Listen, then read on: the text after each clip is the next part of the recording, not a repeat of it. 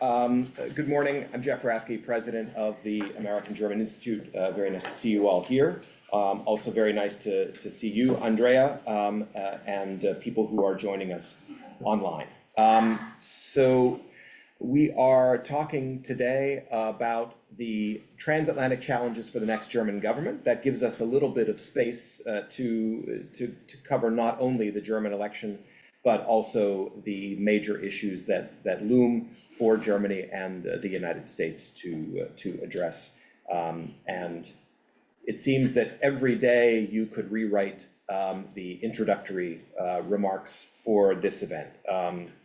We have had, in just the last 8 days, an election in Germany, which will bring about a new coalition with what is most likely to be a familiar coalition arrangement, but nevertheless with some real hurdles to get over before we get there. And we have also seen in just the last few days another round of disruptions in the what seemed to be fundamental pillars of the transatlantic relationship, and so we will have a chance to talk about that as well, because the urgency of some of these issues, especially support for Ukraine, may even accelerate either the timetable for forming a government or actions that happen before a new government actually takes office.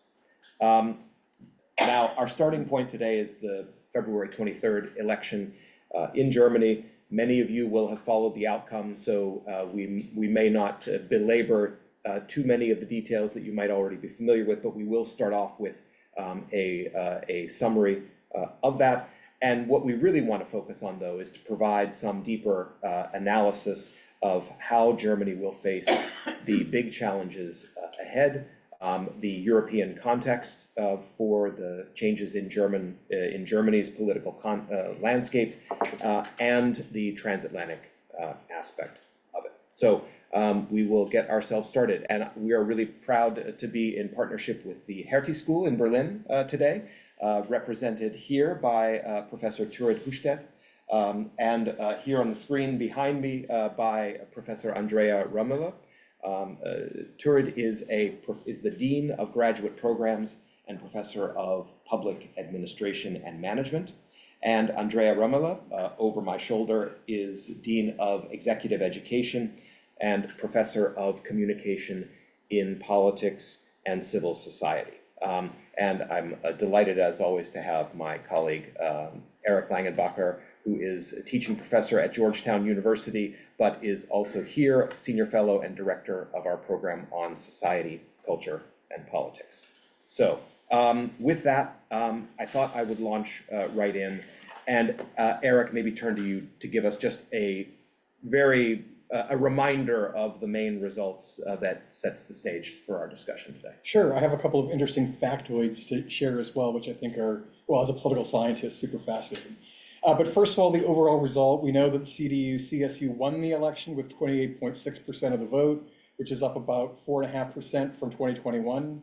I personally think that is a disappointing result for the union parties, because they were polling at 30, 31, 32%, even days before the election. So they came in a little less strong. What's interesting is that wasn't the CSU's fault in Bavaria. They actually did much better compared to 2021, although they lost a seat, which is interesting.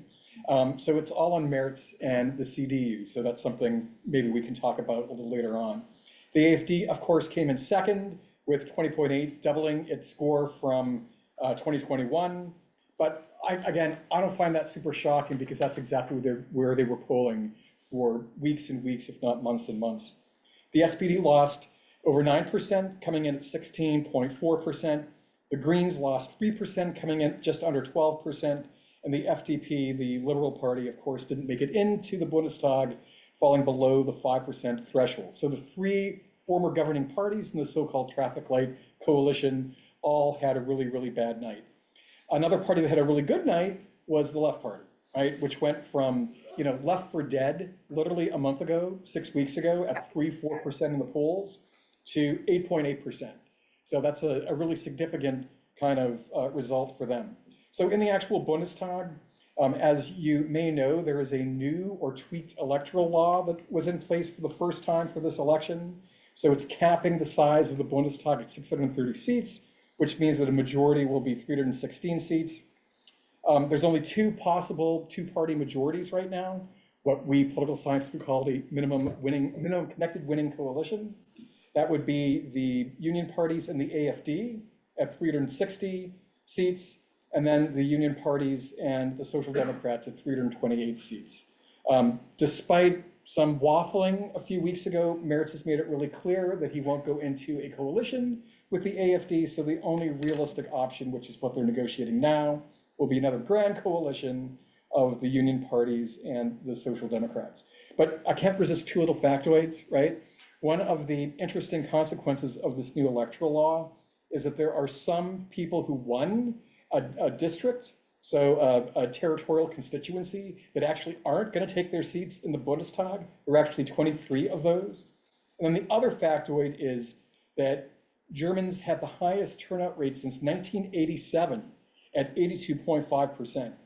While 1998 was close at 82.2%, but this is a very significant result after all the demobilizing strategies that Merkel allegedly pursued for many years. Obviously, the German electorate is super mobilized. And I would add that, once again, the AfD did the best with people who didn't vote last time. But so did some of the other parties get some of these non-voters. But yeah, so very, very high turnout rate, which is, I think, significant. Okay, terrific. Thank you, Eric. That sets the stage well for us. And I would like to turn to Andrea Römmele at this point. Andrea, if we could talk a little bit about the political implications of this election outcome. We've heard already that there is really one choice for a two-party coalition. But I'd like to hear your views on the big challenges ahead, and in particular in forming a coalition, especially in light of the real urgent times in which this coalition is going to have to be negotiated. So over to you, please. Jeff, thanks very much. I'll just pick up on where Eric left. I mean, the three topics of the campaign were economy, migration, and security. And actually, the campaign started out to be focused on the economy. Then we had a number of attacks in Germany. We actually had another attack again today, where someone drove into a group and at least one person was killed. And then, like 1 week before the campaign, we had the Munich Security Conference. And I think the Munich Security Conference basically has set the stage to what the new government will or is facing. And I mean, it basically just become even clearer again last Friday with Zelensky's visit in the Oval Office. So, Eric, you just alluded to that. The election, no big surprises. I mean, the polls have been stuck more or less around the election result for the last couple of weeks. Overall, I think we can say Germany has moved more towards the right, like most other European countries, but the populists are not part of the government, right? So I think that's one major takeaway. The center, second point, the center has shrunk. Right? The center being the CDU or the union, the CDU, CSU, the SPD and the Greens. The Liberals are not part of parliament anymore. They gained slightly over 50% of the vote. So it's only like slightly more than half of the population that voted for the center party. However, they have 65% of the seats. Right?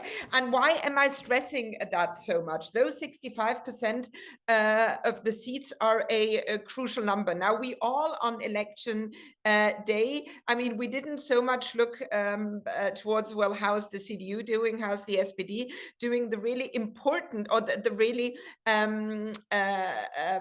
interesting part actually took place with the smaller parties. And you know, the big debate was, will the FDP make it into parliament? Will Sarah Wagenknecht's Bündnis, the new party that developed out of the left, make it into parliament? And how will Die Linke, the left party, do? And why was that so important?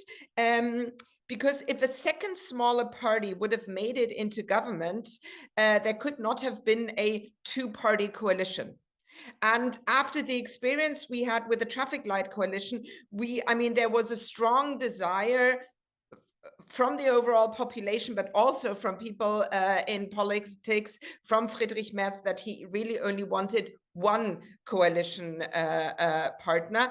And with the BSV, with really like only 13,000 votes were missing for the BSV in order to make it into parliament. So it was really a very tough defeat for the BSV. We now have the option for this stable government. And it was interesting. I was at a panel from a UC school last week, and I was asked, what should people, sort of foreigners, actually sort of zoom in more, right? When they look at the German election, I said, zoom in more on the SPD. What's happening with the SPD at the moment? I mean, they had the toughest loss. They have the worst election result ever, right? With 16%.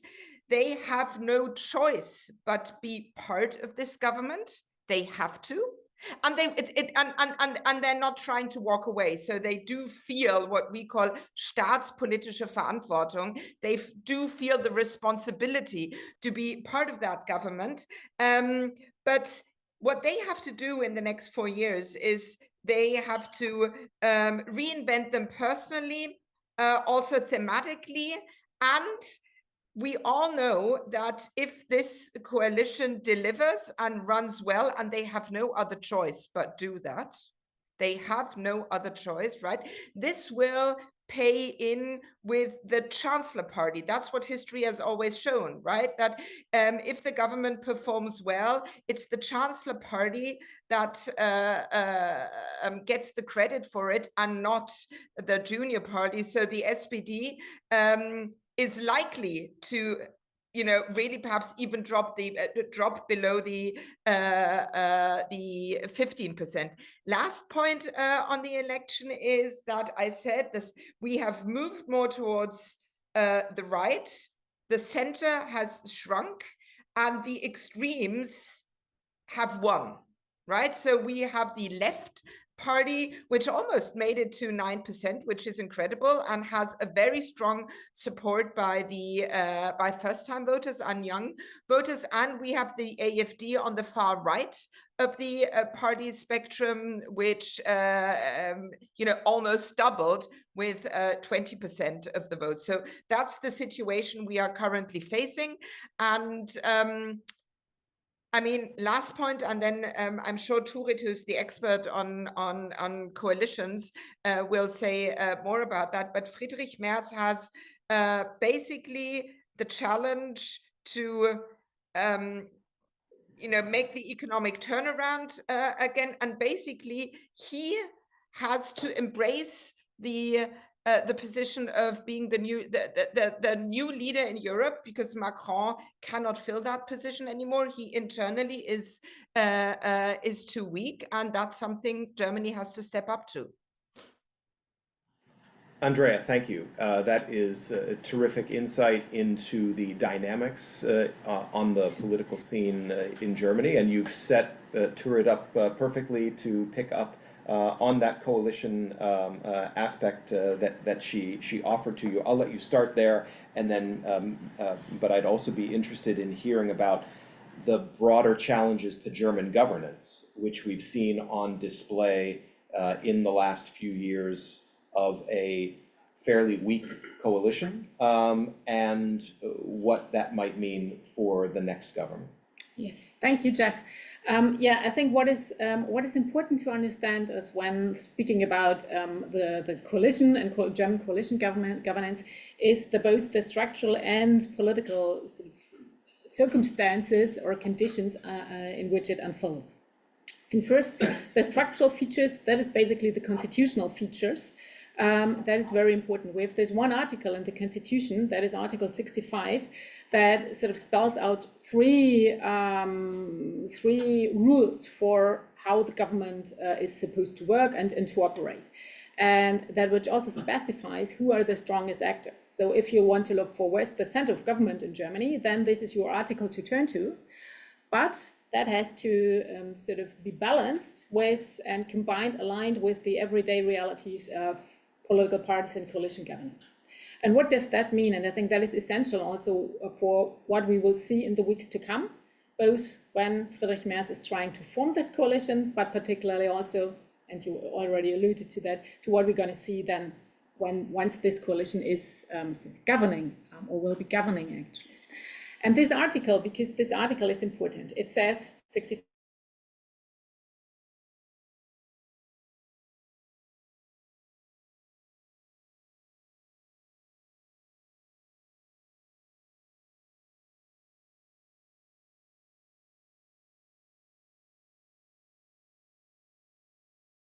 government, right, the ministers. However, there's also the departmental principle. That is the second principle. This principle says, well, all ministers, whatever they do in their area of responsibility, they carry or they are politically responsible on their own. So they are to be called to parliament, and they are accountable for whatever goes on in their area of responsibility. And number three is the so-called cabinet principle. The cabinet principle says, well, all important decisions the government takes have to be taken by the whole cabinet. And the cabinet is also, that is also laid down in the Constitution. The cabinet is the chancellor and his ministers, right? So they also have to sort of compromise or agree and find consensus. And then one can wonder, when one sort of reflecting a little on this article, one can wonder, well, easily we can see and think of situations under conditions of coalition governance, right, where these three sort of rules conflict or may even contradict one another. And then the question is, okay, but then who's the strongest and who sort of, why is that? And when you talk to legal scholars, they will always tell you, well, the idea of this article is, and of having these three principles laid down in this one article, which is the key article again, according to which the German government operates, the idea is that sort of these three principles will be sort of balanced out in everyday governance, right? So there will be times when the chancellor's principle, so the Richtlinien competence is more important. Other times the departmental principle is more important, or sometimes it's like the cabinet is really the center. However, when we look from sort of my area of research, public administration, how does the government work, then we know from empirical studies that it's indeed the ministers, so the departmental principle, that it's the most important principle. And this is what you should look at when you want to understand how the German government works and operates. And why is that? That is essentially very simple, because this is where the real sort of manpower sits in the German government. So the ministries are comparatively large. They have a lot of responsibility, a lot of sort of policy capacity and expertise. The Kanzleramt, so the Chancellor's office, by comparison, is relatively small. And the Chancellor, or his civil servants, they can just not simply instruct on the ministries on what to do, right? And when you then think on top that, you know, there is coalition governance, so there are the different parties that compete. Andrea has just pointed out to what party competition will also mean and what we can expect in terms of party competition within the coalition in the next 4 years, with the Social Democrats so much under pressure from the sort of electorate side. So we can, I think, expect, even after the coalition has been formed, we can expect the party political dimension and the competition dimension to be strong, which will sort of put the individual ministers, and Andrea already pointed to, look at watch out what the SPD will be doing. My recommendation would also be, once this government is in power, watch out what the SPD ministers will do, because they have to balance, you know, their position in the cabinet and their contribution to the government as a whole with their party political competition position. vis-a-vis the electorate. And this will be the sort of, I think, important and crucial sort of Sollbruchstelle, we would say in German. So the crucial point in this coalition. Mm-hmm. If I can pick up on that, because there's one aspect of this that I think many people in Washington will be familiar with, and that is the debates about whether the German government should have a national security council. This is a debate that's been going on for a long time. It became, it got a lot of attention when Olaf Scholz's government was formed, because 2 of the 3 parties had spoken out in favor of this, but then it didn't materialize.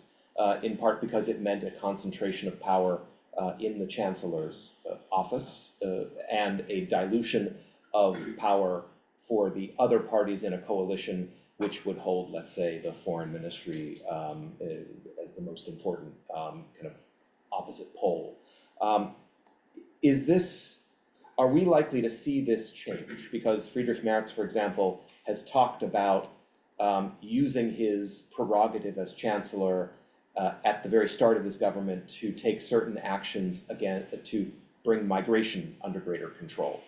And so we start to see this frustration with the ambiguity in the German constitution, not only in the foreign affairs area, but also in issues like migration policy. So is there a change, either in practice, if not in the constitution, that we should look for?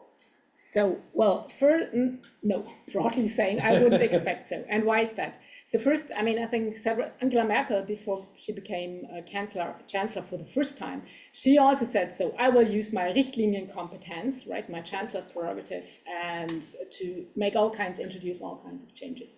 Very soon, she had to learn that because of coalition governance, because she needs to sort of compromise with her fellow parties or with her fellow colleagues, that it's not so easy to just durchregieren, as she was saying, right? So to instruct and get done what their party programs want. And I don't expect anything else for Friedrich Merz. I think what is also important for Friedrich Merz to just have in mind is that he has no government experience whatsoever, right? He has been a member of parliament again and again, but he has never been in a sort of government office. He has not even been a mayor or something. So he has no experience in like running an administration. I think that is also important. Mm-hmm. And then also when it comes to more like the discussion on the Security Council, for example, should we have this? I think it will sort of get into the coalition governance dynamics as they will unfold. The Social Democrats, I think, will want to avoid even more concentration of power in Merz's hand. So I'm not quite sure they would support it when it comes to the reality of governing. Also, in addition, Germany has no tradition in terms of absolutely no tradition for cabinet committees. In a way, it would be a kind of a traditional cabinet committee, you could say, right? And Germany sort of experimented every now and then, particularly during the 1970s, so that's long ago, right, with putting cabinet committees in place. But they have a reputation for never getting anywhere, mm-hmm. exactly because of the interplay between, the constitutional requirements on the one hand that really bring a lot of power to the individual ministers, or a very strong position to the individual ministers, then together with the realities of coalition governance. This is just simply not how things are done in the German government. Yeah. So I don't expect this to change. Okay. More to come back to there, and Eric, I'll turn to you in a second, but I saw Andrea's hand go up, so I want to give you the opportunity to weigh in there. Yeah, thanks, Jeff. I just wanted to add something on the realities of government, Thurid, you spelled out, and that goes back to what I said earlier, where I stressed the 65% of the seats so much. Friedrich Merz will actually have to form an even bigger coalition than the ones he has or he's aiming for with the SPD. Why? Because one of the challenges Germany is facing or has to deal with very soon is the so-called debt brake. We have a debt brake in our constitution, right? And in order to loosen the debt brake, and there is no I do not see any way but to loosen the debt brake, looking at the situation we are in, especially now where we have to invest so much more in security and the military. In order to loosen the debt brake, you need to change the constitution, and you can only change the constitution with a 2/3 majority of the Bundestag, right? So he needs the Greens for that, and they have already signaled they would, but he also needs Die Linke for that. So he actually always has to keep this super grand coalition on the radar in order to actually be able to install the changes he has no alternative to. Thank you very much. I'm sure we'll come back to some of these constitutional and debt brake issues in a few minutes. But let me turn to Eric. Eric, how does the German political development, which we've heard about also from Andrea, the strengthening of the extremes, especially the strengthening of the far right, how does this fit in a European context? Where does it stand out? Where does it mesh in? As a comparative political scientist, I'd be very curious to hear your thoughts and observations in that regard. And I have some thoughts and observations on that, Jeff, so thanks for asking. I'm not surprised. I mean, I don't want to downplay the AfD, because if you look at their platform, if you look at their rhetoric, which I'm sure many people here have done, you'll see what they stand for and everything like that, right? However, compared to comparable European countries, it's not as bad, right? Let's not forget that the Freedom Party in Austria got 28.8% of the vote in last year's election in that country, and therefore came in first. In France, the National Rally, I mean, I think they were in an electoral coalition with another smaller party, right? But that coalition got 37% in the first round. I'm sorry, in the second round, 33% in the first round. In the Netherlands, back in 2023, Geert Wilders' party got 23.5% of the vote. And then, of course, in Italy in 2022, Meloni's party got 44% of the vote. So the 20.6%, 20.8% that the AfD got is actually on the low side compared to how these kind of right-wing populist parties are doing in comparable countries. Now, whether they've peaked, we can talk about that. I was talking to Jeff and some others about this last week. I was in Germany for 2 weeks, including up and through the election. And one of the things that I came back with is that I'm much less worried about the AfD than I was going in, for a couple of reasons. Number one, there are lots of surveys that show that about 75% of Germans say they will never vote for the AfD. Now, that might evolve, especially if this next government can't get it together and start to spend, which is what they need to do. And I feel frustrated because everybody's been saying for years, spend, spend, spend. And anyway, it hasn't happened, right? So maybe that will evolve, but I don't think it'll evolve that much, which means that their ceiling of support is a quarter. They're getting close to that ceiling, but it's a low ceiling. That's the first thing I would say, right? The second thing was, I was with a group of other academics, and of course Chatham House rules apply, right? But we met with somebody affiliated with the AfD, right? And this is like the second time I've ever talked to somebody, right, including back in 2021 on the same kind of electoral tour, right? And I just find it very illuminating. So this guy was certainly from the more kind of pragmatic wing, so I need to kind of preface it like that. But for the whole hour, he talked about the internal fissures within the AfD. That the West AfD and the East AfD are very different, right? The West AfD cares about migration, and their voters care about migration. The East AfD obviously cares about migration, but they care about all the identity and culture politics and the woke stuff and the anti-establishment. Like, that's core to their kind of appeal. We, of course, know that the AfD is twice as strong in Eastern Germany than in Western Germany, right? So my takeaway from that is, and I even asked him, I was very proud of myself because I got the last question in, and I said, okay, so what's your goal in the medium term? He's like, well, to gain governing power. I'm like, well, we want to hear that, right? It's important to know that that's your goal and not just, being toxic, right? Like just being ornery and saying no to everything, right? So then I said, okay, you're not going to get an absolute majority because that has never happened in the post-war Federal Republic. So you're going to have to go into a coalition. What are you going to negotiate it on, right? What are you going to, I'm thinking half in German, right? Anyway, like, what are you going to give up, right? What are you going to compromise on? And like, I mean, he didn't really have a good response. He's like, oh, migration, taxes, blah, blah, blah, right? But it's clear to me that these Western AFD people are willing to compromise to a degree to gain power. But the Eastern AFD, I don't think is, because then their whole raison d'etre, right, is going to be thrown out and they will lose the support that they have. So I don't think that they're capable of governing. I mean, it's not even that they're coalitionsfähig or not by the other parties, but internally they won't be able to do it. So I'm like, okay, Although you could also say that's an even darker view of the future of German politics. If the strongest by far party in Eastern Germany is one that is kind of constitutionally unable of reconciling itself to the mainstream of the Federal Republic's politics. Andrea, I saw your hand go up. I think you're muted. Yeah, Eric, I wanted to respond to a couple of points you made, and I think I have a slightly different take. You contextualize sort of the German AfD within Europe and compared it to other European parties. And you're absolutely right? Compared to other European parties, we are not doing that bad.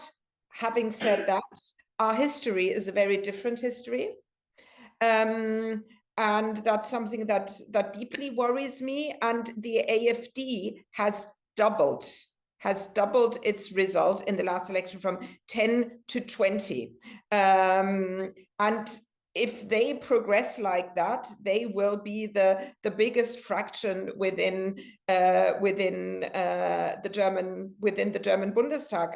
And we had the experience in our history that Hitler was elected very democratically, and at that time in 1933 the NSDAP was the second largest party in parliament. And now a second point, I'm sure you followed that you don't need. I'm with you, Eric, on that most likely the AfD will not win half of the population's vote and then have an Alleinregierung, right?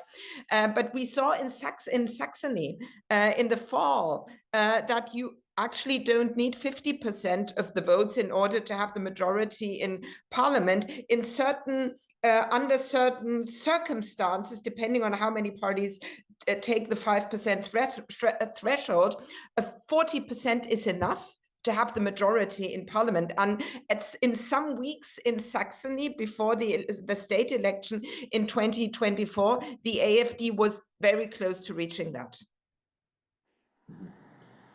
Okay, well, I think I'm certain we're going to get to come back to this, but I want to cover one or two other things before we open it up for discussion with folks here in the audience. The first thing, we have heard news in the last couple of days that, especially following the blow-up in the meeting between Ukrainian President Zelensky and Donald Trump, that there is an increasing urgency across Europe and in Germany as well. And where this takes shape is in the possibility that the currently sitting, or the Bundestag, which has not yet left office, could be reconvened in order to take advantage of the constitutional majority that exists among the mainstream parties and to pass certain urgent measures. So I wanted to dwell on that for a moment, in particular, Thurid and Andrea, your perspectives for the likelihood and any precedent for an action of this sort. Basically, loosening the debt brake to enable higher German defense spending, for example, is one of the ideas. The other is an infrastructure fund, possibly. But I'd like to hear your views on how unusual this is and how likely we are to see it. Can I also piggyback an addition to that question?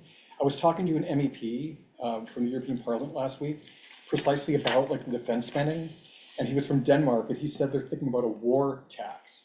So is that part of the German discussion? Thurid, I don't know if you or Andrea wants to go first on this. Thurid, you want to start, or shall I start? I can start. So I think there was a lot of discussion over the past 8 days or so since the election about this, and exactly about should the parliament reconvene, make the constitutional choice before the new parliament comes to takes office, essentially. I think that is, and Friedrich Merz actually proposed it and was strongly coming forward, but it's quite contested among the Union parties. So I think he also has to balance out within his own party whether he wants to move forward. The Greens offered support for that, I understand. So he would have a majority, he would get a majority here, but he needs to sort of, I think, compromise within his own party. Well, that is probably the most sort of tricky part for him here at that point. Second, I also think you were asking would that be unusual? And yes, that would be unusual. So normally we have this transition period where nothing much goes on. 30 days between the end of the election. And so that would be a very unusual thing, but I think that in my understanding, that could be sort of justified by, saying we live in unusual times. So there is a lot of pressure. So yes, that is possible. But the way I read the sort of the discussion, and Andrea, you may have, I don't know what you think about this, in the Union parties, is to be a bit more reluctant and say, well, maybe we should have a coalition in place and then take it through the ordinary process, having the government making a proposal to the parliament and then having done it the real way. And that of course would require, as Andrea proposed, pointed to also then that they get the Greens on board in, say, April or May, right? Mm-hmm. The Greens offered they would. And the Linke. And the Linke, yes, of course.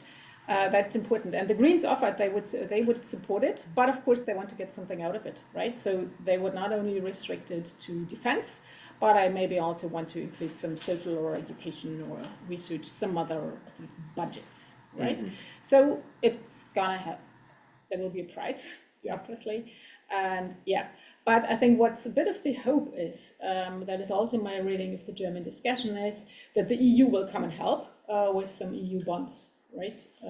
Rather than, and there was no discussion of a war tax or something in Germany. Andrea. Yeah, I can only second what Thurid said. Basically, the major opposition actually is from within Friedrich Merz's own party.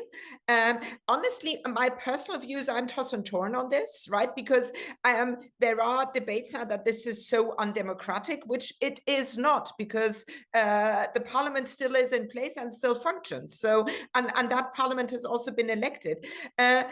I think the reason why, at least from my perspective, it would be wise for Friedrich Merz not to do it is that this coalition also needs a new communication style. It has to really compromise, it has to embrace and everything, and basically this would be a very much top-down bullying kind of way to get to reform the Schuldenbremse. I think perhaps it would pay out short term, it would for sure not pay out long term, because Friedrich Merz needs Die Linke. He needs Die Linke. And if they are sort of obviously left out of that decision, I think that would be a bad signal for the next 4 years.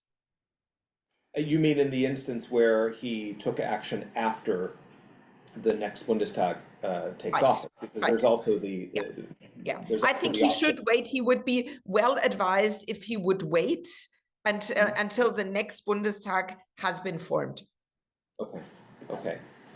Very interesting. I'm going to open it up to people here in the audience in 1 minute. But last question, I can't help but ask, especially our Hertie School counterparts.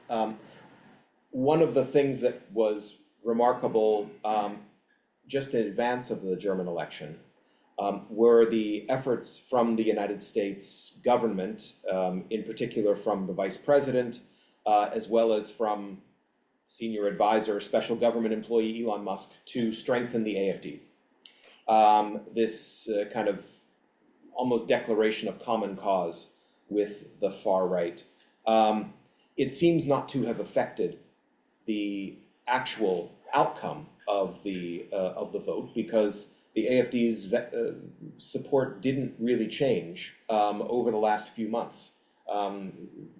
Hovered between 20 and 22%, without any real clear link to, let's say, Musk's interview or endorsement of the AFD, or Vice President Vance's speech in Munich, or his meeting with the leader of the AFD. But are we missing something there? Has this declaration of affinity with the far right from the Trump administration had some effect, or do you anticipate it will have some effect on German politics that we haven't seen yet? I'll let you take it in whatever order you want to. Yeah, no, I don't. I don't think it had an effect in terms of people changing their vote, or people leaning more towards the AFD or not. It definitely has had an effect on the speed in which we are now trying to form a government. No doubt. I mean, I was at the Munich Security Conference, and when I came back home, I had I had a glass of wine with my husband, and I said, if I look back on my life in 20 or 30 years, I most likely will say that this weekend in Munich was the turning point for us. I mean, we all felt it there. It was absolutely incredible. But coming back to your question, I don't think this had an effect on voters. What had an effect, and what basically pushed the Friedrich Merz and his party down from the 30% he would have liked to have the 30, down to 28, I think, was the move at the end of January, when he was trying to the Zuzugsstromgesetz, when he was trying to pass a motion in government with the support of the AFD. And people were strongly against that. And I think that really, I think it cost the CDU those 1.5%, which are missing to the 30. Thurid. Yeah. Yeah, I fully agree with what Andrea said. I didn't think it. I think it didn't have an effect on the actual outcome of the vote. I think it's also important to have in mind that the AFD has a bit of this sort of conflicting relationship with the United States and US politics, right? They are very skeptical about everything America, but then of course they are flirting with particularly Elon Musk, and they find it flattening that they get the support. And also it's important to have in mind that you were pointing to that, right? That the AFD is particularly strong in the East, where the link to the US and American politics is much more complicated than in the West, I would say, right? There's much more sort of skepticism, you could say. I think this all plays in there, one. But second, what I think it had an effect on is, and particularly also the, Elon Musk and the Dutch reforms, or however you may want to call it, is it has a bit of a legitimizing effect on what you can indeed discuss now in Germany as well. So is it a good or a bad way in coming with a very strong sort of change impulse to trying to think about or rethink the way the federal government operates? Mm-hmm. And I think this is a legitimization that we've been seeing. Also in more mainstream conservative discourse, I would say, in Germany. May I also respond to that really quickly? First of all, only one glass of wine after the Munich Security Conference. Good question, Eric. If you said bottle, then I would get that a little bit more, right? So what I wanted to say was, I don't know what Vance, the Trump administration, Musk are thinking, right? I mean, once again, maybe they're not doing their research. I mean, if you look at stuff, right, there's been one AFD leader that said that Germany is America's slave. Another one said that Germany is America's vassal. Like, it is pretty strong rhetoric, and in their actual platform, they want to get rid of the stationing of like long-range missiles, American missiles and stuff like that. So I don't know what they're kind of thinking. I mean, as always, it could just be they didn't do their, their homework, they didn't do their research, or maybe there is kind of four-dimensional math going on. Because, I mean, I think that we kind of alluded to this, right? But what Friedrich Merz said on election night, I mean, you talked about the Munich Security Conference being this kind of turning point. I think domestically, and certainly for the Atlanticist CDU, Merz saying that we have to become independent of the United States, saying it so explicitly, is kind of like massive. And who knows? So maybe that's exactly what the Trump administration wanted, right? They want the Germans to kind of step up, become independent so they can get out, which sometimes it seems like they want to do. So I don't know, maybe it was this kind of brilliant strategic move. So, but if the U.S. Government indications of support or sympathy for the AfD did not change the result, would you extrapolate from that in a European context? Because I think there's also a clear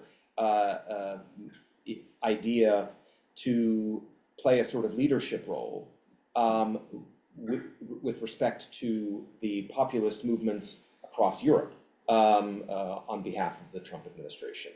It's not just that they have taken note of the German election. That was perhaps the earliest target. But do you think that there is a similar constraint on the ability of anyone, whether it's the Trump administration or anybody else, to sort of harness and steer this a sort of transnational far-right populist movement, a right-wing populist international? Well, good luck with that. I mean, the thing about nationalism, right? It's like people have forgotten the libraries full of research on nationalism, right? The thing about nationalism, it doesn't play very well with kind of internationalism, right? So I don't know what they would be aiming at. Sometimes I think that their brilliant strategy is they want to strengthen these Eurosceptic far-right populist parties to weaken the European Union. Maybe even to kind of lead to the dissolution. Well, that's an objective. If that's their objective, then that would be the only kind of rational reason I could think of for why they're meddling, as much as they are. Okay. No further comments at the moment, so I'll turn to all of you here, and I see hands shooting up, which is terrific. We'll take a couple of waves. We'll start right here, Mike, with you, but please identify yourself, and then we'll gather some Michael questions. Pathetic, PBS Online NewsHour. In the Ukrainian context, I'm only asking about one person, but the one person who came out of this coalition experience better than before he entered was the defense minister, whose name, unfortunately, I don't pronounce. Boris Pistorius. What's his future? Does he stay on, or does he get shoved to the side? And in terms of the whole question of where the German defense effort goes. Okay, we'll take another one before we answer. Please, in the back. It's William Ballas, unaffiliated. The question is, hope it doesn't take off too much of a tangent. What happened to Sarah Wagenknecht at her campaign, and what's her future? Okay, we'll start with those two, and then we'll take more. But Andrea, I heard you interject, so I'll start with you. You can take either or both of those as you see fit. Yeah, I'll start, and then Thurid, I'll pass it on to you. I mean, Boris Pistorius is one of the 9 people on the SPD side who will negotiate the coalition treaty. And together with Lars Klingbeil, who's the party leader, he is the one of the heavyweights of the SPD. I think at the moment, but Thurid, I'd be interested to hear your comments. I see the 2 heavyweights being Lars Klingbeil and Boris Pistorius. One has to know that they do not get along. Klingbeil and Pistorius do not get along. And Klingbeil was, I mean, there was during the campaign, or when the campaign started, there was quite a bit of push and desire in the SPD to have Pistorius as the candidate and not Olaf Scholz anymore. And Klingbeil was the one who fought for Scholz, and as the party leader, he had also the power to execute that. They both come from the same land, from Niedersachsen. Now, your question, will Pistorius remain Minister of the Defense? I don't think so. although he's doing a good job, and everyone, and also the CDU says he's doing a good job, why don't I think that will be the case. The defense ministry has always been with the Chancellor Party. And if security is the #1 issue, which it is, I'm not so sure that Merz will give away that ministry. He might, it's just sort of my guessing. Second point is Lars Klingbeil wants to have the foreign ministry, right? And the foreign ministry and the Ministry of Defense, both within one party, is highly unlikely, right? But who knows? Who knows? He also has, he's also very well respected from Friedrich Merz and the CDU colleagues. Sarah Wagenknecht, up in the air, honestly. I mean, I think the new center, the new power center of the Bündnis Sarah Wagenknecht will be the ministers in the east part of the country, where the Bündnis Sarah Wagenknecht plays a role in 2 governments. I think that will be the new center of the new power center of the party. So the center will move away. The power center will move away from Sarah Wagenknecht as a person more towards these ministers, but that's just my take. Mm-hmm. Thurid. Yeah, I think for Pistorius, I have a similar sort of interpretation as Andrea. For Pistorius, I think what's also important to have in mind is that he has been polling the most popular politician in Germany for quite a while, actually, and the months ever since he became defense minister, essentially, so, 2 years ago. So it will be difficult for the Social Democrats to sort of sideline him. I think it's a little bit, Thurid, it's a little bit like Karl Lauterbach. Yeah, true. Was the health minister in the Olaf Scholz government. Yes.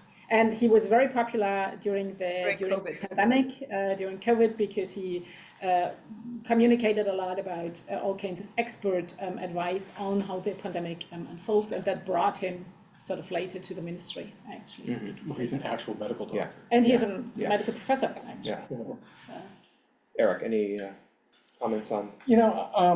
Again, I'm reporting back from what I observed when I was in Germany, right? But I guess Wagenknecht missed more votes in the last Bundestag than any other kind of like deputy. Like she was just never there, kind of thing. And apparently the explanation is that she's always on this TV show and that TV show and doing this media and that media kind of thing. And I bring that up because I think that she's a very successful politician when it comes to the communication aspect, but I don't think that she's that good at institution building. So I thought it was kind of interesting, if not a little odd, that she decided to start a new party. Well, I mean, I guess politicians aren't always renowned for having a lot of self-awareness, right? But I'm not sure that there's going to be too much staying power because of that's her skill set, to build something that will, not only win an election but last over a couple of electoral cycles. So, do you think we'll be talking about Sarah Wagenknecht 4 years from now when there's another Bundestag election, or will her party and her personal role have diminished so much that it's an afterthought? I think her personal role will have diminished. And then the party, if it survives, and it has a better chance to survive in the East than in the West, will have a new name. Yeah. But we have, we just had a state election in the city-state of Hamburg yesterday, but there are no other state elections this year, and I think not until second half of 2026. So we have quite a while before we have another opportunity for voters really to weigh in. Okay, we had another question over here, please, and then we've got two, but we'll start with you. Hi, I'll be quick. Parker Nash for the German Marshall Fund, also a Hertie alum, so appreciate your time today. Wanted to push and broaden a bit on the defense conversation. So really appreciate the kind of analysis around Pistorius. I do think it was interesting some folks were in town were actually mulling over this idea about keeping the defense ministry with the SPD.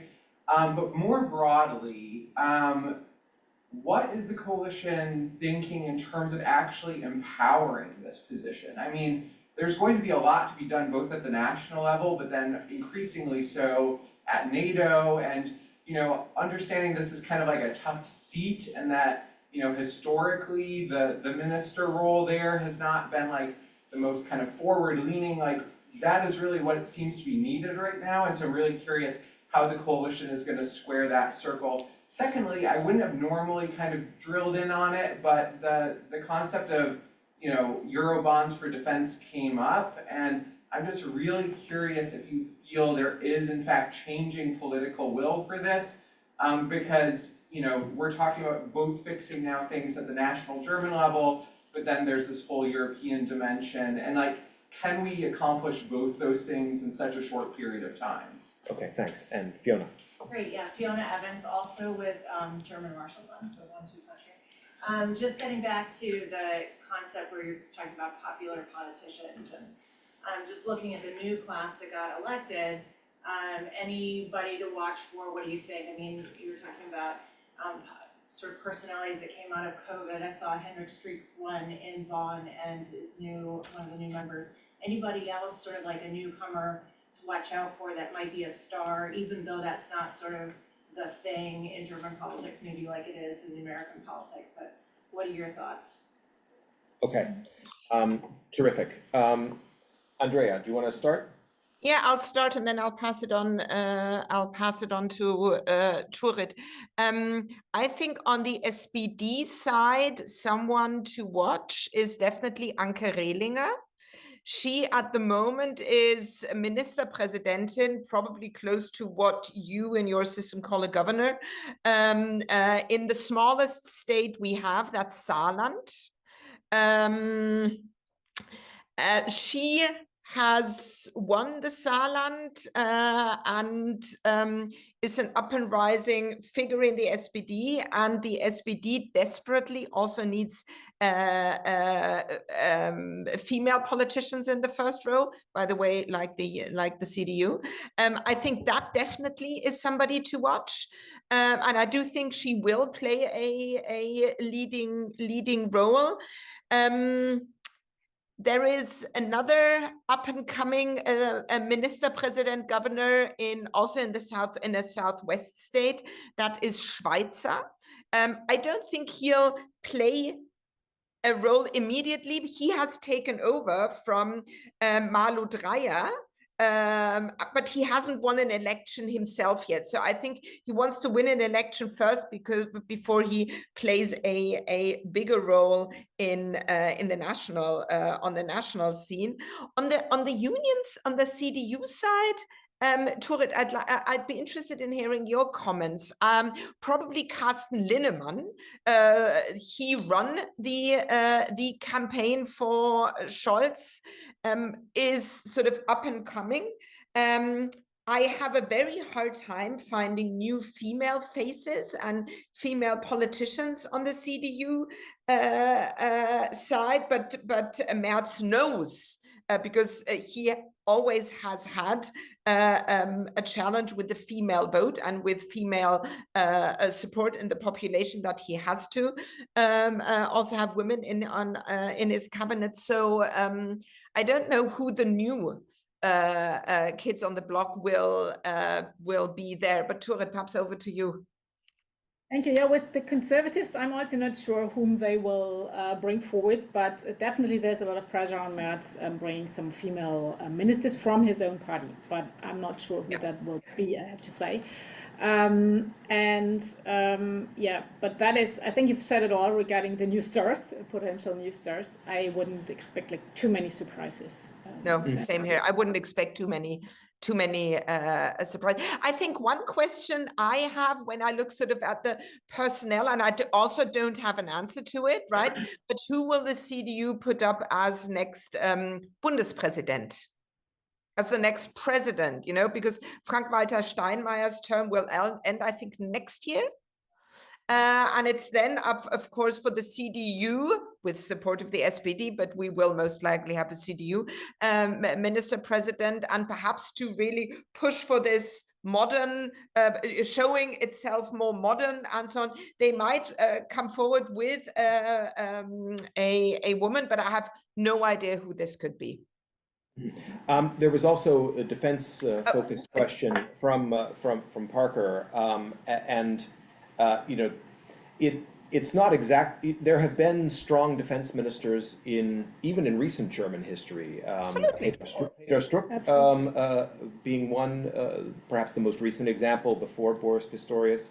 Also Volker Ruhr before him. But don't forget Ursula von der Leyen.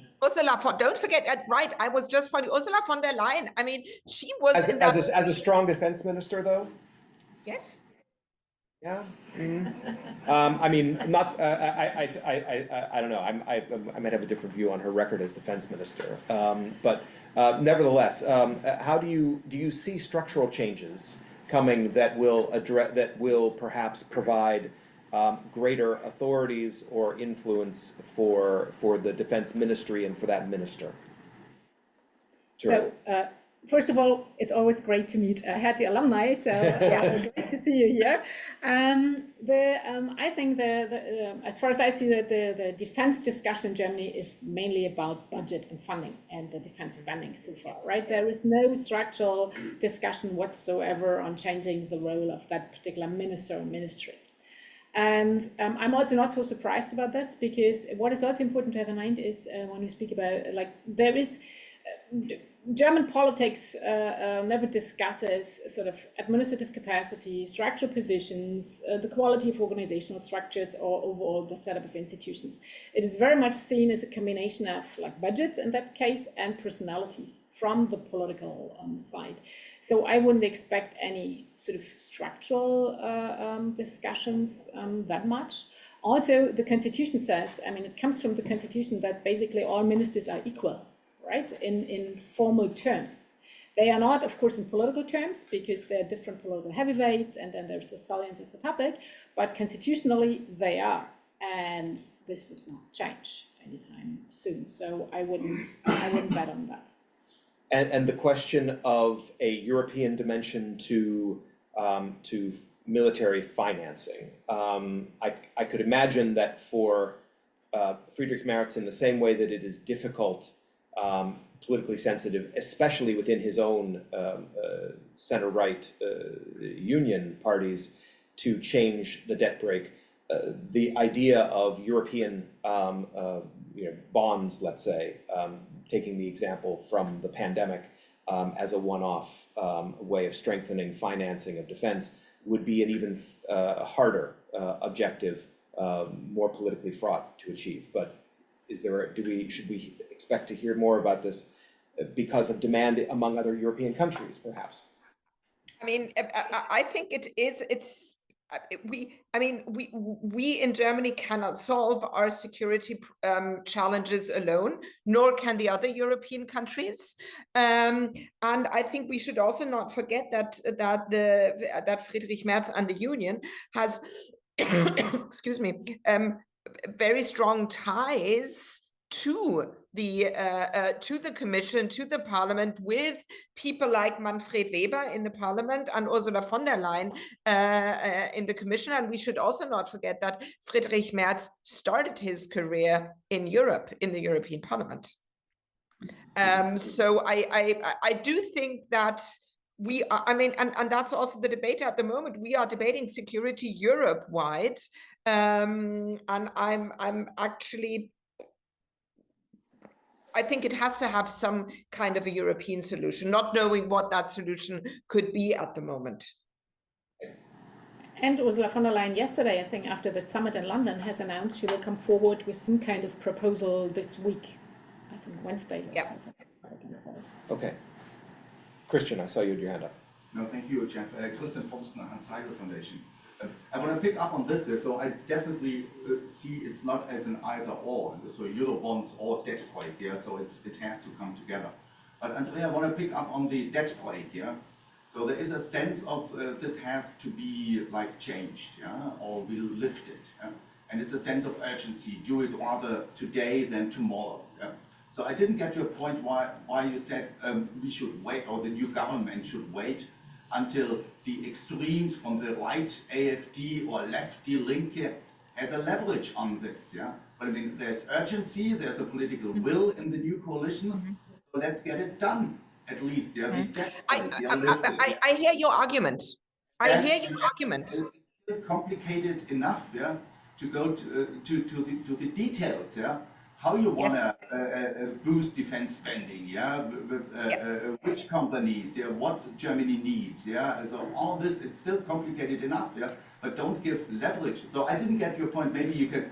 I'm happy to elaborate on that a little bit more. I mean, Merz will need Die Linke. Why should he need Die Linke with 8% if he has a coalition? Okay, in order to have a 2/3 majority to make changes to the constitution, you need the 2/3 majority, and only having, and of course, Merz has his coalition, which does not get him to the 2/3, right? He has the support of the Greens, but again, that also does not get him to the 2/3. He needs, and he explicitly said he will never ever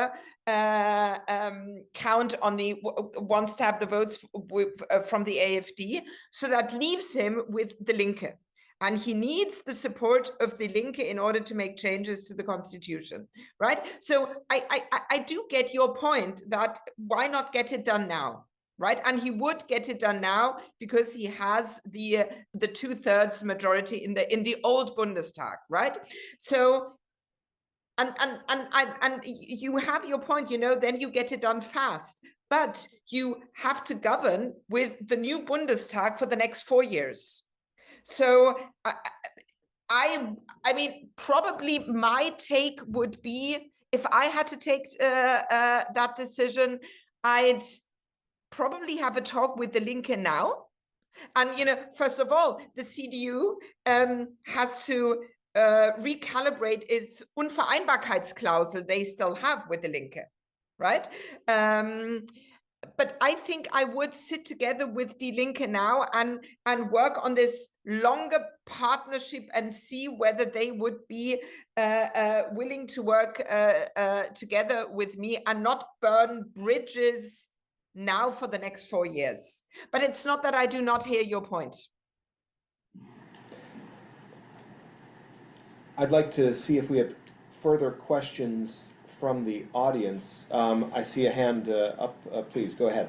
Hi, I'm Florian Schneider. I'm with Third Way here in DC, and I was interested, we spoke a lot about defense and other parts, but in terms of economics, we also have to talk about energy transition still, and I know that there are some controversial points, especially with the CDU coming in and more conservative matters around this, so I would like to hear what your opinions are in terms of energy transition in the future. Will there still be a focus on renewables? What is the European conversation from a German angle going to be like? So yeah, anything about that? Thank you. Sure. Would you like to start? Yes, thank you. I think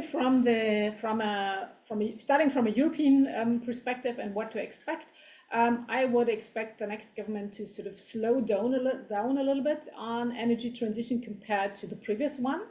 And to be a bit more sort of, a bit more cautious, or saying, okay, well, that is probably not our most pressing or most salient topic now to move that forward, right?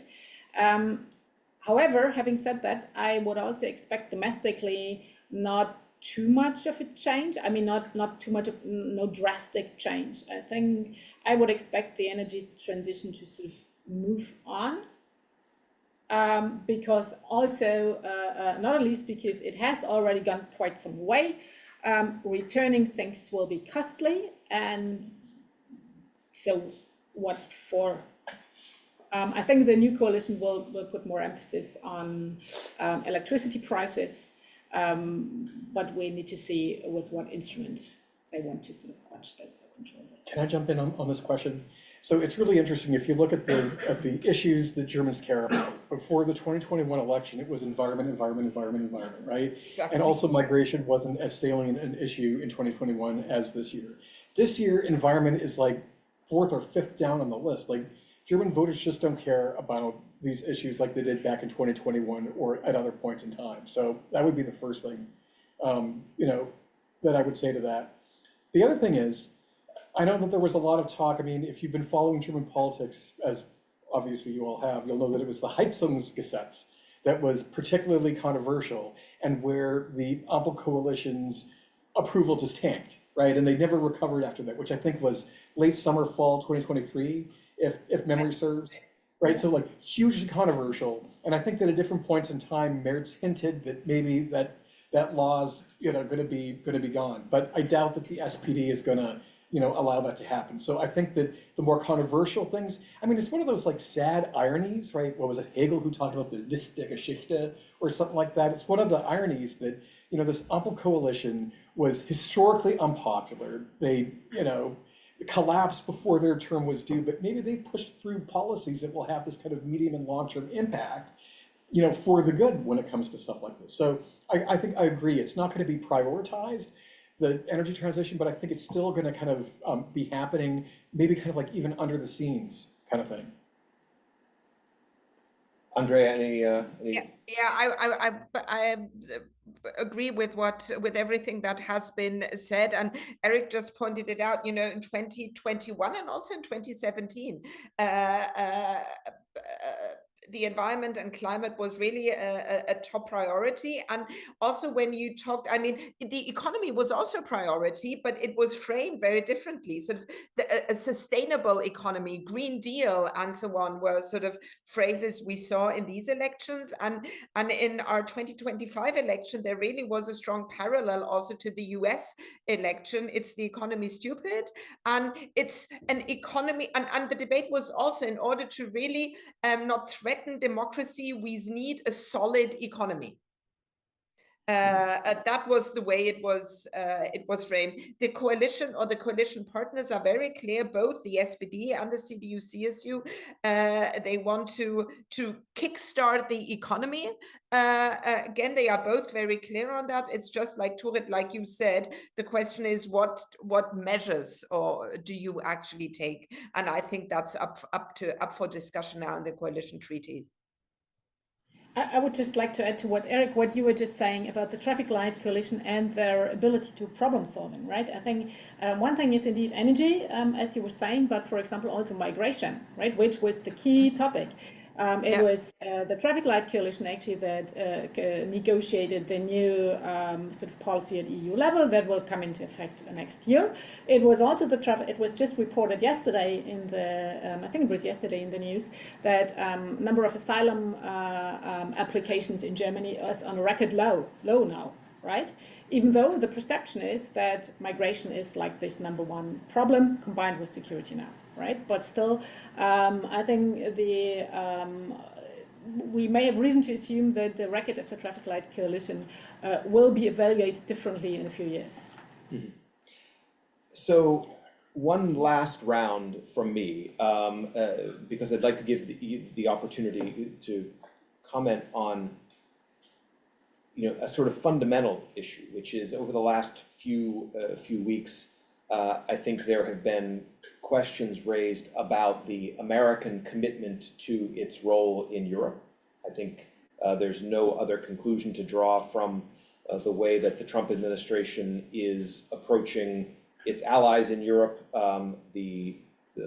its characterization of internal domestic political issues in Europe, as a threat, even to use the words of the vice president, but also the question about the reliability of America's role in supporting European security, and whether you feel, and I direct this in particular to Thurid, since you've just come from Berlin, and to Andrea, since you're sitting in Berlin. Even on a day-to-day basis, do you see this? How do you see this manifesting itself in the political attitudes of the leaders and the parties that are going to shape German policy over the next 4 years? Has that landed with impact, or is it something kind of like the security and defense issues during the election campaign, which were largely marginalized and got no significant attention until election night, when Friedrich Merz made his kind of quite clear statement in the television broadcast with all of the other party leaders at his side? Honestly, I think it has really sunk in. It has really sunk in. And that's one of the reasons why Merz and the SPD have already met last week, which is very unusual. And why there will be a German government pretty soon, because we need a functioning and reliable government in these days. And if you allow me sort of one final remark on that, I mean, for my generation in Germany has, I mean, we have experienced a time where, you know, with almost zero disruption.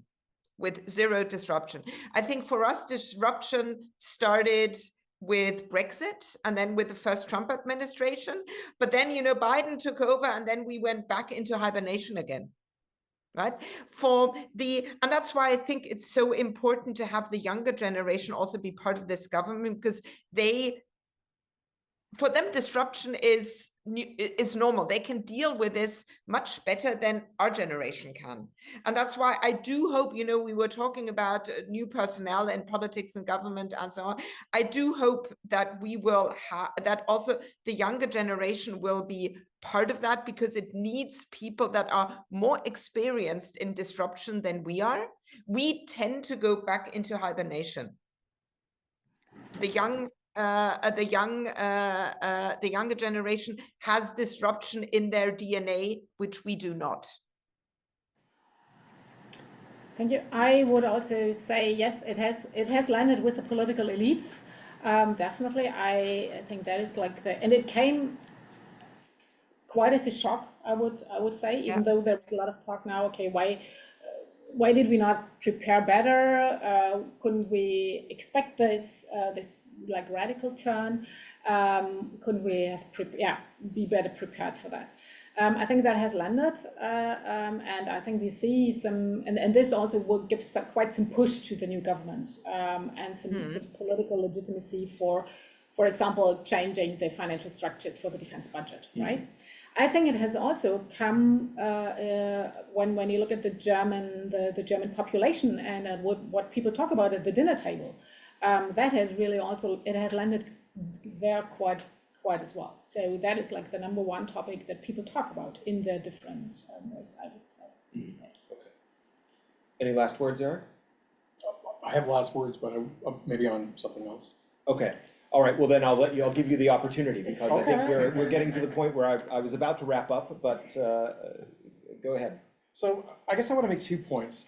The first point is that I heard multiple reports from people who were at the Munich Security Conference with some of these kind of like side events. And I heard this one report that there were all these kind of like German technology companies that are really doing cool stuff, like really innovative, totally creative stuff in the security space.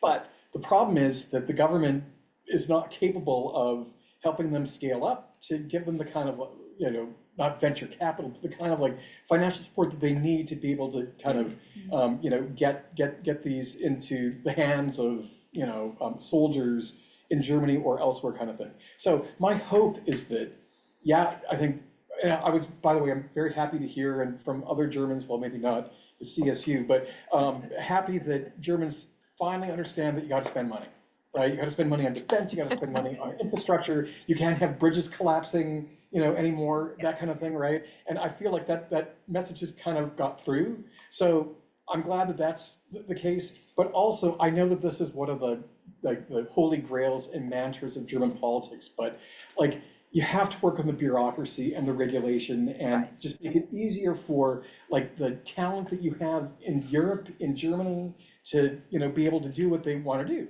So that would be the first thing that I would say.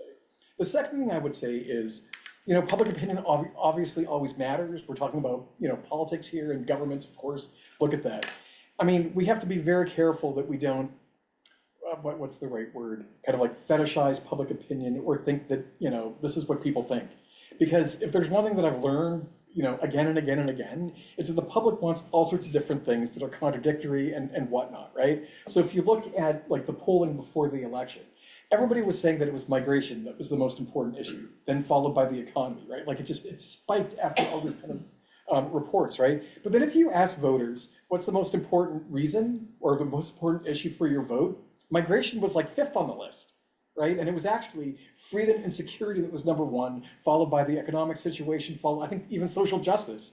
I mean, when's the last time you heard people really talking about social justice, right? Well, I mean, the left party and the SPD with their pension kind of obsession, right? But like, I mean, it's interesting. So my point is that public opinion is also very contradictory, but I think German public opinion right now is ready to be led by somebody who can say, spend the money, let's, get defense where it needs to be and everything like that. So that's what I was saying. You grabbed your pencil, Thurid, so I know you were making a note and you wanted to. Yeah, maybe just one note from my public administration perspective. I agree on many of your points. I'm not quite sure so much about the bureaucracy. Because I think there's this sort of evergreen debate, and many parties would agree, well, we need to cut back on bureaucracy. However, all reform attempts that we see on cutting back bureaucracy have failed in Germany, right?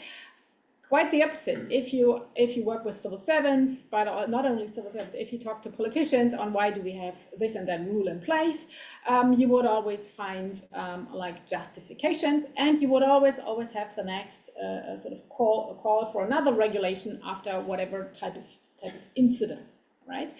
And my hunch is not so much that it's that the sort of administrative capacity issue in Germany. It's not about bureaucracy in terms of we have too much of red tape. It is rather we have sort of underinvested in the administrative capacity and in organizational structures in the institution. That has never been, for the past like 50 years, much of a concern or a topic in election campaigns or political debates in the country. Not at all. And by no means compared to whatever how other countries discuss this when you look at Scandinavia, but also Australia, for example, or the UK. So I think administrative capacity and the state capacities to act is much more than just bureaucracy. It's very much about organizational structures, about the skills and motivation and the incentive structure under which the civil service, for example, operates. And that is, I think, and sort of notoriously underinvested and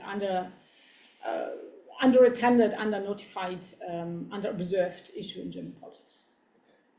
Well, I want to thank all of you for coming out to participate in this discussion today. I want to thank Eric for. Oh wait, was there a hand that went up, Andrea? No. No. Okay. Good. All right. I want to thank Eric, my counterpart here at AGI, for taking part, and especially for Thurid for coming from Berlin to Washington, and to Andrea for participating with us from your perch there. So thanks so much for that, and I hope you all join me in thanking our speakers.